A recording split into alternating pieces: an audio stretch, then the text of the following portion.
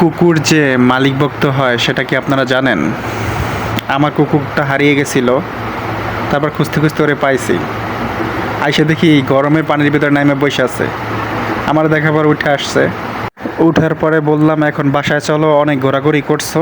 তারপর আমরা গাড়ি নিয়ে টান দিলাম, ও আমাদের পিছে পিছে আসতেছে। ও তো পুরাই খুশি, বাসায় যাইবে এখন। আমাদের সাথে প্রায় 9-10 কিলোমিটার পার দিছে। ওরে খুঁজতে খুঁজতে পাশের এলাকায় যাই ওরে পাই। পাওয়ার পরে ও আমাদের সাথে যে ছুটছে দৌড়, সে এক দৌড় একবার বাসার দিকে। দেখতে পাইতেছেন যে কী পরিমাণ দৌড়াইতেছে হয়। মানে ও হারিয়ে গেছিলো, রাস্তা খুঁজে পাইতেছিল না বাসায় আসার জন্য। পরে আমরা বুঝতে পারছি যে ও যেহেতু এত এত সময় হয়ে গেছে বাসা আসে না, তারপর ওকে খুঁজতে বের হলাম। খুঁজতে খুঁজতে খুঁজতে খুঁজতে পরে পাশের এলাকায় পাইছি। পাওয়ার পরে যাইয়ে দেখি যে এত পরিমাণে গরম পড়ছে যে ও পানির ভিতরে নেমে বসে আছে।